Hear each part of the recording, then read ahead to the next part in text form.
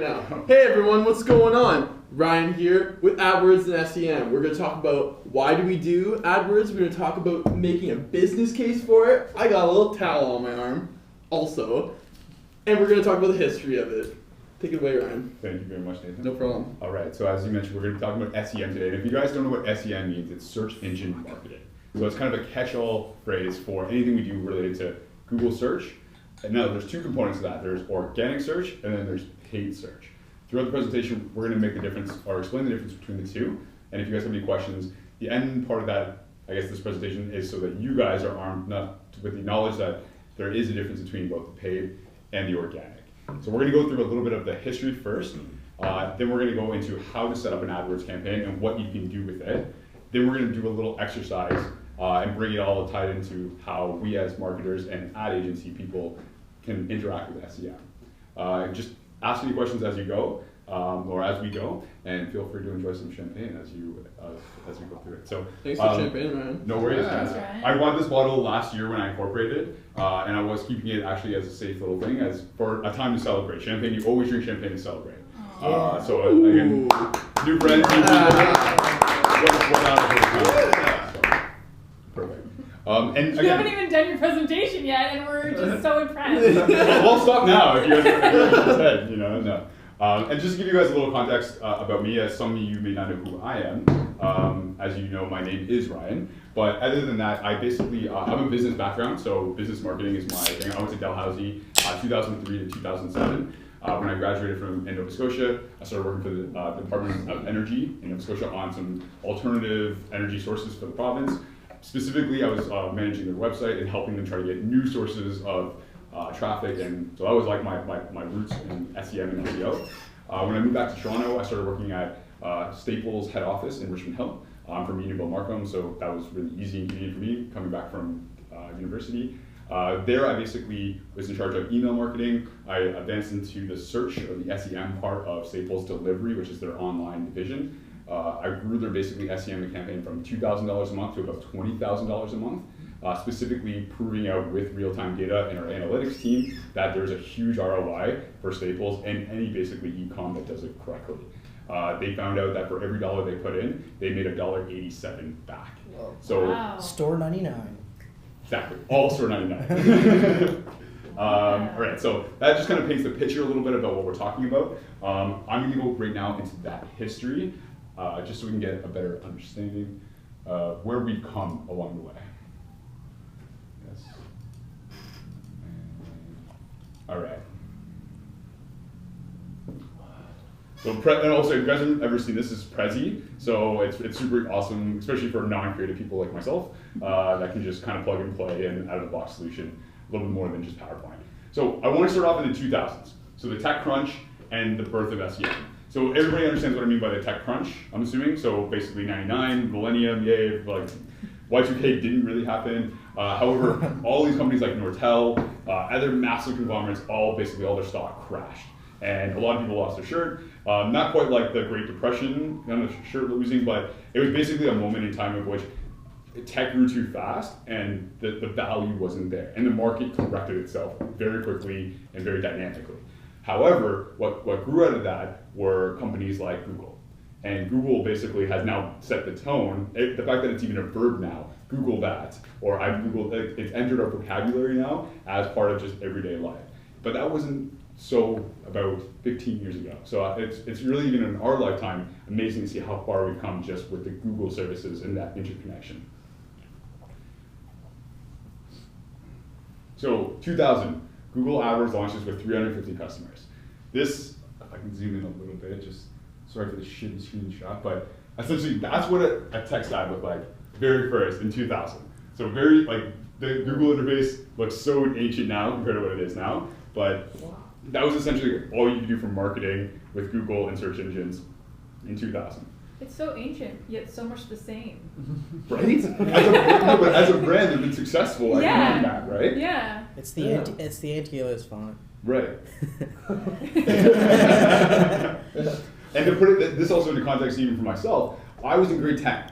So grade 9, grade 10, this is my world. I had no clue. I might have been like, I want to do business school. That was about maybe as far professionally as my head has gotten. Were you on the internet at that Yeah, point? no, I had, because I went to private school, so all our stuff was like the equivalent of whatever WebCT was in university. We had that in grade 9, and I came from my elementary school very computer illiterate compared to these other kids, and I had to catch up really fast. So I'm like, parents, I need a laptop, I need Rogers internet or high speed or whatever they're calling it. Simpatico. Yeah, exactly, whatever, right? No, I had Shaw cable. It was like the first consistent high speed whatever it was. Anyways. Did you get internet on your CDs? AOL? Yeah. No, floppy disk, man. Yeah. You remember It was like 30 minutes free or something. Exactly, 30 minutes.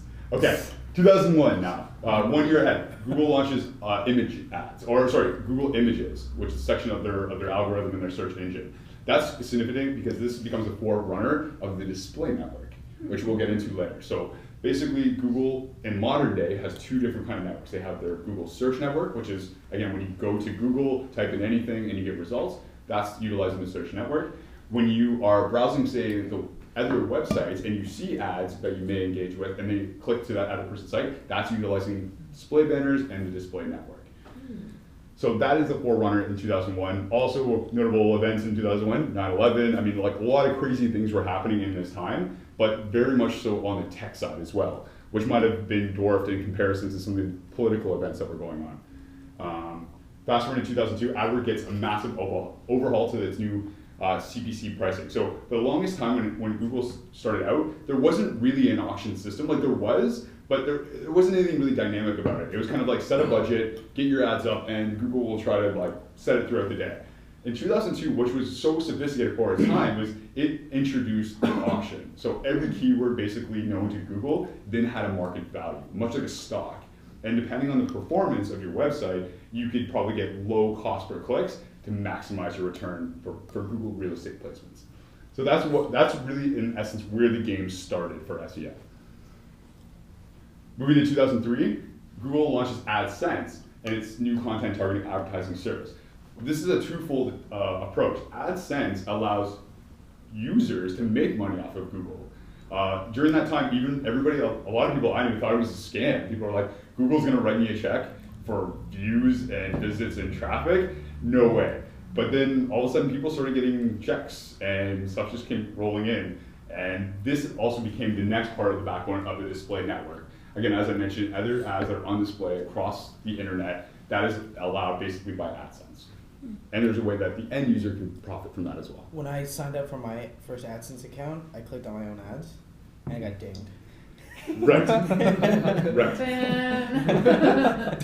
Where's that Wawa? No, I tried to make a quick buck. Yes. Hey Ryan, who are some of the first adopters of using Google AdWords? Who are some of the companies that were Brands wise and stuff. Yeah. It's interesting because all that, say that 350 even, Yeah. a lot of it was blue chip stocks, so big companies, Okay. but also a lot of it was, at least in Canada, and it was governments. Like StatsCan was the example I put out there. So a lot of government bodies kind of jumped all over it because they saw it as a very cost-effective way of traditional marketing at the time, to running a TV spot or running a radio even commercial. The cost per clicks at that time were super effective. But at Google, like anything now too, they beta everything, and they almost have I don't know exactly who was included in that original beta, but they had a pretty good idea from the research. We would like these brands to be our test so we can prove the case or whatever. Yeah, that's interesting. Mm-hmm. Okay, so we're leaving the kind of the history section. Now I'm kind of, a little bit of history in here too, but I wanted to basically compare tech stock to performance in SEM trends. So we're gonna basically look at some historical stock values of these tech companies, and I wanna show you what kind of happens throughout that process so we get a sense of where we are today and the dominance of anything from Facebook to AdWords to Bing, Yahoo, etc. So first thing, 2004, Google goes public. So of course, if there's any explanation of that, you mean they basically got an IPO. So they hit the NASDAQ on August 19, 2004. This is a great quote I love from Larry Page and Sergey Brin that said, "We believe strongly that in the long term, we will be better served as shareholders and in all other ways by a company that does good things for the world, even if we forego some short-term gains." So at that time, they're talking about Google organic search. People just, hey, the more relevant we make this machine, this API thing, the more we're gonna get rewarded and people are going to use our service. Clearly that theory in mentality works. I just want to show you the next slide is this is the opening. If I could do. Right? Exactly. $50 is what Google stock opened at. Wow. Okay? And I mean, some people probably track it more than others. In the first year, though, you can see the growth. Like, this is even 1 year, they're essentially doubled their stock value. And it's time and in place. Stock's value. Current price as of March 5th, $581.43 a share. Massive. Even if you could have waited a year to buy the stock, you still would have made 5 times or more your money. That's insane.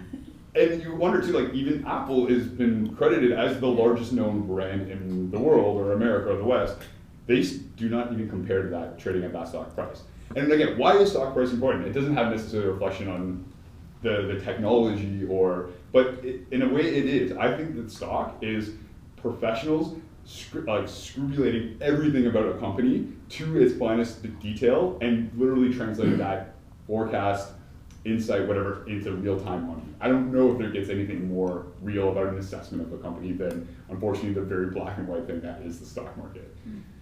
So that's kind of what I'm trending at. Moving forward, now we're going to look at stock in terms of the search engine networks. So, first up, Yahoo Bing. Again, I would love this. Yahoo Bing peaked at December 31st, 1999. Literally the minute before the millennium hit. They were like, yeah, this is going to be such a good 2000 for us. Yeah, not so much. However, so this is a usership, this is stock price. So you can see there's a massive drop in the early 2000s. It does get back up into, say, the early to mid 2000s, back down again as Google services continue to rise. But nice to see around 2012, 2013, that it does continue to go up. Why do you think it goes up at that time? Great question.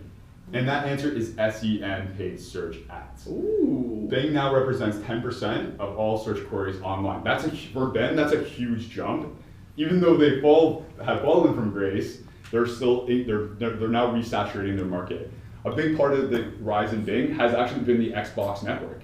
The fact, Dropbox, a lot of these Microsoft-based services are what keeps their content network kind of alive and also somewhat sizable. So, and that was another interest, like kind of touching on what Jeff presented in his Facebook, was that I think he said something like 82% of Facebook's revenue comes from ads, which is great. But they've only been doing that, collecting that revenue since 2012, 2013. So it's great that Facebook has this new kind of lease on life and a new business model, but they have only been killing it for the last 2 years, where Google has been creaming on this since literally 2004. And I bring up the point about the Facebook. If we look again, here's the stock when it opened in 2012, May 25th. I think it was about $38 a share. I don't know if anybody owned any Facebook stock or not. But currently it's trading at about $80. So again, good investment. The question is, has it peaked? Have we seen as far as Google stock can go? We know that userships are starting to flatten out. We know that even the younger generation is starting to not engage with it as much. Mark, you did a perfect example of saying like it's more communication now with social media, less about broadcasting and like general kind of things you're throwing up. YouTube just recently outpaced Facebook as the #1 social media site. Now, I don't think people are replacing Facebook with YouTube per se, but just in terms of media, things being shared, commented on, that as a tool, it is now larger than Facebook, which I thought was really interesting. Finally. I can hardly believe it. Yeah, he was a little surprised by that. We're all jumped up about that. I know you love social, but I'm really scared of things. It's just real talk. This is just real time. Wow. Real talk with Ryan. Nothing true about that is real. So looking at Google AdWords, again, this is trending their stock over time, and clearly, other than some little dips here and there, this has always been a phenomenal stock. I wouldn't necessarily recommend buying it now. Maybe wait till like they have a little bad PR or bad next privacy issue, and then maybe pick up your shares. But like I've even had friends that have worked at Google since here, and getting even employee stock pricing, they've held their stocks, and like literally that's their retirement plan. It's like we're holding maybe like very few shares of stock in Google, but we have preferred Google stock. We're gonna put this aside and hopefully on a rainy day when we're like 60, done working, we cash it. So again, that could be a financial model for some people. What I love all this is before 2000, everyone struggled with how to make money on the internet. And it was like quick money or quick scheme. E-com kind of changed that a little bit because people could say, okay, transaction for real product, we can track that.